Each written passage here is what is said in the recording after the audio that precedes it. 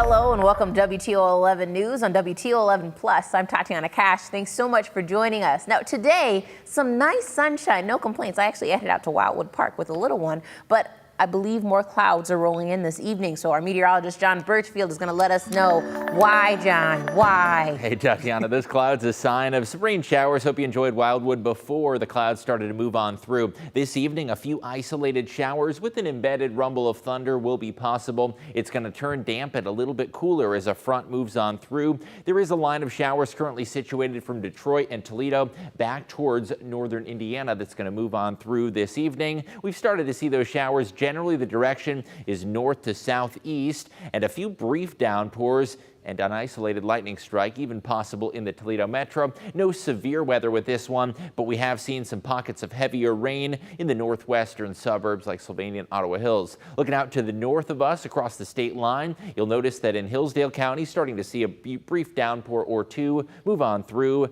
as that cold front advances. The bigger picture, that cold front's going to bring us some changes in the weather. I'll show you when the rain clears out and when temperatures drop again coming up. All right, thanks, John.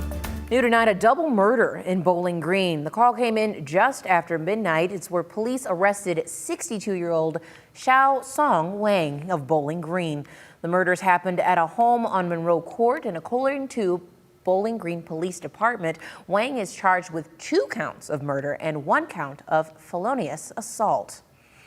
A CSX railroad worker has been killed on the job in Walbridge early this morning. The Ohio State Highway Patrol says 56-year-old Fred Anderson from Waterville became pinned between 2 rail cars at around 3:45 this morning. The National Transportation Safety Board says they are actively investigating the Lake Township accident. Roughly 13,000 United Auto Workers, comprising less than 10% of a union, have been on strike since Friday. And while it is just a fraction of the union, it comes at a major time, a transition rather, in the industry. CBS News reports. From Avon, Ohio to Wayne, Michigan, 13,000 United Auto Workers members are striking. I'm here for the long haul. Yep. Long haul. If I have to be out here, rain, sleet, snow, thunderstorm, tornado, striking. The demands? A 36% raise, in part to cover cost of living increases and to unwind concessions made during the Great Recession. Most of us can't even afford the vehicles that we're building. And as the industry shifts towards electric vehicles, workers want a bigger role in the manufacturing and more job security. Union President Shawn Fain says the auto executives are out of touch with their blue-collar workers. Labor costs are about 5% of the cost of the vehicle. They could double our wages and not raise the price of the vehicles and still make billions in profits. It's a choice. The counteroffer from Ford, GM, and Stellantis, the parent company of Jeep and Chrysler, are about half of what the union wants. It's a record from a gross wage increase perspective in our 115-year history. GM CEO Mary Barra, who made nearly $29 million last year, says they can't afford the union's demands. For the life of the contract, the initial demands were over $100 billion. President Biden sent a team to Detroit to help negotiations. He said last week the automakers should share their record profits. Skyler Henry, CBS News, the White House. More on some cars. Now, the Chrysler Classic Car Club of Toledo hosted their 35th annual MOPAR Blast. With more than 35 years of car shows, of course, under their belt, the MOPAR Club hosted their Blast show at Yark Automotive on Central Avenue with a diverse showing of around 160 cars.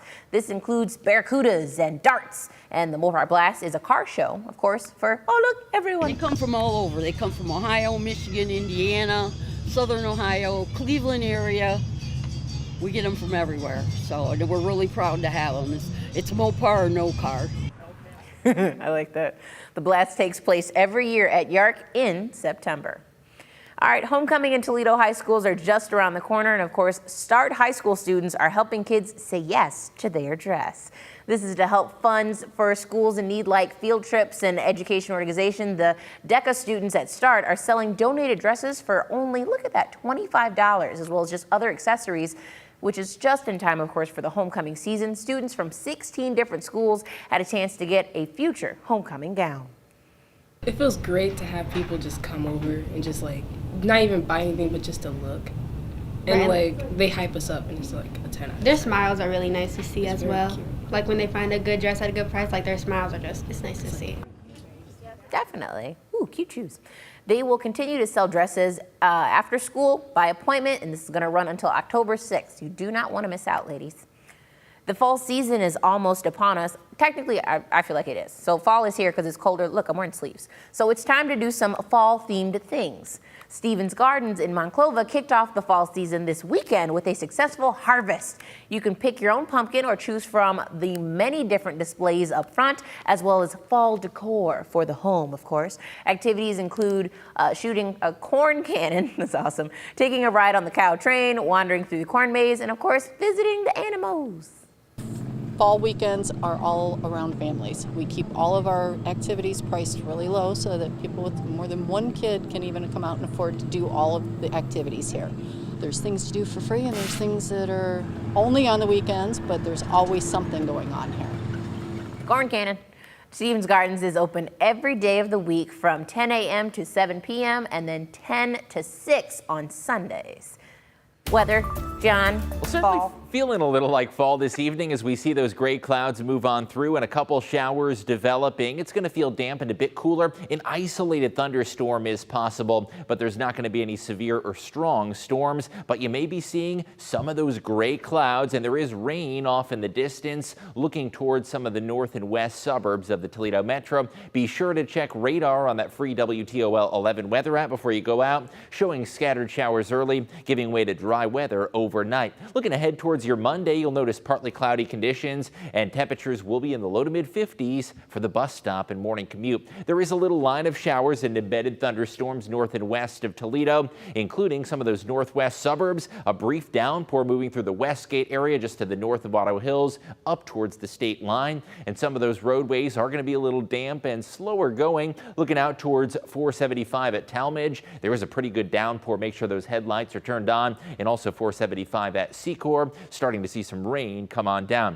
across the state line. There's also a few showers up to the north of Hillsdale. I'm not seeing any thunder or lightning right now, but a brief downpour or two is certainly possible as this cold front swings on through. Here's the hourly timing. Showers possible through about sunset. You'll notice overall they diminish and it'll turn cooler after dark. We'll see the green disappear there overnight tonight as the rain dissipates and moves to the south and temperatures drop for that morning commute. Cool and dry, the bus stop forecast featuring temperatures in the middle 50s. And it's going to be a really nice day tomorrow, partly sunny skies. One of those days where the sky is a mix of sun and fair weather cumulus clouds. A cooler feeling day will be at 71 for your high temperature. A little bit of a chill in the air in the morning. By the afternoon, seeing a few peaks of sunshine, but also some of those clouds, 71. And then for the evening, if the kids have sports, pack the jacket. Will be down to the 60s closer to sundown. Temperature-wise, a little bit of a cooler morning behind that front that moves on through this evening.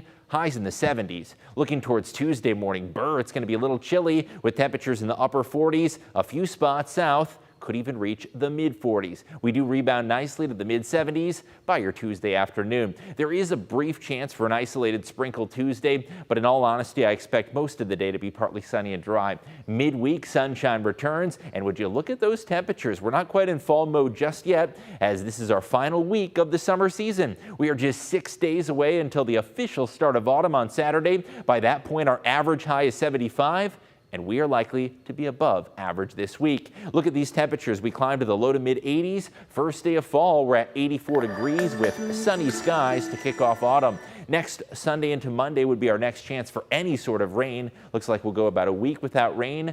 But, you know, it might be a little too soon to wear long sleeves, at least this week. I understand today, though, because it's a little chilly this evening. It was nice and breezy. And I mean, I feel like, you know, this way, if I wear long sleeves, that means I don't have to wear like a big, heavy sweatshirt or coat or jacket. Like Exactly. I've got covered. It's a nice, happy medium. I like the 2/3 length as well. And I feel like I'm in fall mode, too, you know, with the pumpkin colors there. I'm going to have to check out these corn cannons, though. I'm intrigued. Right? Like, it truly is the Midwestern thing. Anything, pumpkin cannons, corn cannons, anything where we just rocket off vegetables. Let's do not it. being wasteful, of course, but, you know. It's the fun Ohio thing to do, I feel like. Yeah, the science nerd in me is certainly intrigued in rocketing off corn. But yeah, I love those fall activities. The corn mazes, pumpkin patches, you name it. We're getting closer. We're fun. You're welcome. All right, well, thank you, John, and thank you so much for joining us here on WTOL 11 on WTOL 11 Plus. Of course, we will have more news tonight on WTOL 11 News at 11. Be sure to check us out.